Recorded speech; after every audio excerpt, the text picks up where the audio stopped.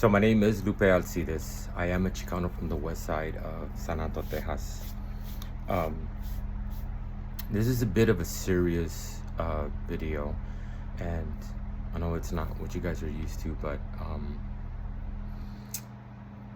I don't want to make this about me, and I don't want you guys to think that I'm doing this about me to get attention or sympathy or what have you. A lot of the videos that I make is because of what I've gone through. And it's like people say that if you can help somebody, even just one person, telling your story,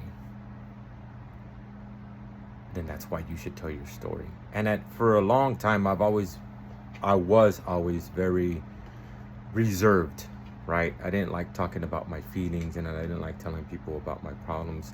And I'm still struggling with the asking for help thing. It's just, I don't know, that's just the way I evolved, and I'm trying to get better at it. But a lot of what I've gone through was hard to talk about, but I'm trying to get better at it, especially being on TikTok. People say it's like you should tell your story, because somebody that is going through that, and I see a lot of the other videos, they talk about their experiences, and you see the comments, and it's like it helps somebody, especially if nothing else, to know that somebody else is going through that.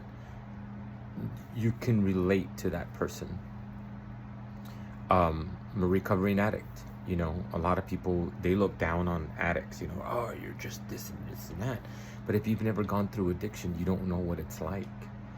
And I think that's one of the things that's wrong and sad about social media, is like a lot of, people put themselves on the pedestal. It's not that other people put them on a pedestal. They put themselves, oh, I have a job, I have a house, I have a car, I have, nice things. So that makes me better than you. That gives me the right to look down on you, talk down on you, and to judge you. The Bible says, judge not, lest ye be judged. So that's the main reason why you shouldn't judge other people. But I tell you my stories because of what I've gone through. And if anything, so you can understand not just what I've gone through and where I'm coming from, but so you can understand what it's like to go through that experience. So losing someone, right? No offense to the single people, but when you break up with somebody, it's not the same as your spouse passing away.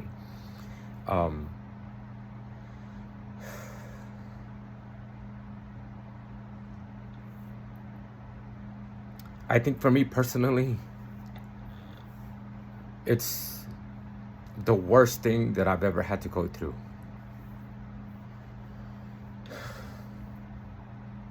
When I found out that Tina had passed away, that was the worst day of my life. It's the hardest thing that I've ever had to go through, the worst thing that I've ever had to go through. And that was 15 years ago. So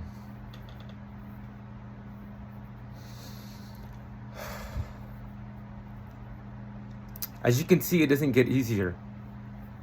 I'm not making this video to get, sympathy. It's so you can know that it's hard. I wish that I could say that it gets easier, but I don't know that it does. I was thinking about it one day when my mom and my aunts were talking, just hanging out, talking. And I looked at the table and I was like, they've all gone through what I've gone through. So if anything, there's hope that it does get better. But it's still hard. especially when it's fresh. Um, it's not the same kind of pain when you lose a loved one. It's not the same. Um, it hurts. It still hurts. I'm not saying that it doesn't hurt when your parents pass away, when your kids pass away. It's just a different kind of pain. Um, when you marry for love, you marry that person because you fell in love with them. You thought they were the best, greatest thing and person in the whole world, that you wanted to spend the rest of your life with them. And the hardest part about it is that you don't get to. You don't get forever. I was a little bitter for a long time, and I would say forever comes and goes. You know, forever's not real, because my forever only lasted 5 years. And I will say this on a personal note, that just because you fight with somebody doesn't mean you don't love each other. Personally, I left because we were fighting so much that I didn't want to see her living that way. It was the hardest thing to do, to leave. And if anybody cares, we were so stubborn with each other. I would ask her to come back, she would say no. She would ask me to come back, I would say no. So there's that, you know. You don't get to ever see that person ever again. You don't ever get to talk to them. You don't ever get to say, I love you. You don't ever get to say you're sorry.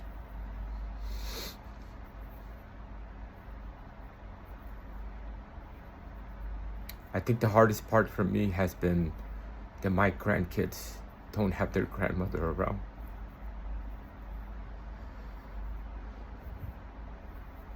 And I learned from my experience that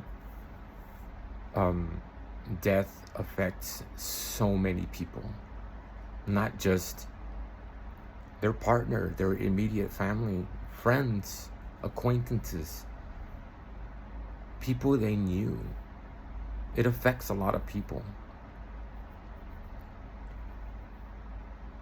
And I know that immediately your human instincts tell you, say something comforting, right? And I'm not saying don't say anything, but there's not really anything you can say. Just let that person know that you care about them and that you're there for them. If you ever need me, I'm here. Even if you just want to talk, I'm here.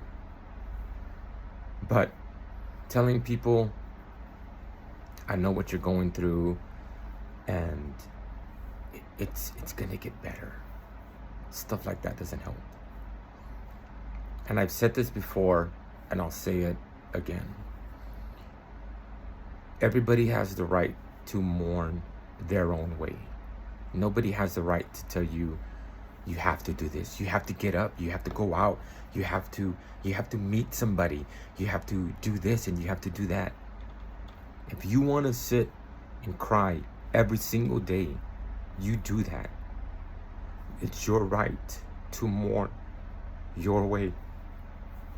Ernie used to go to the cemetery every single day and visit his mom. That was his right to do that.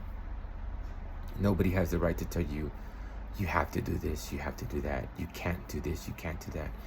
You have the right to mourn your own way.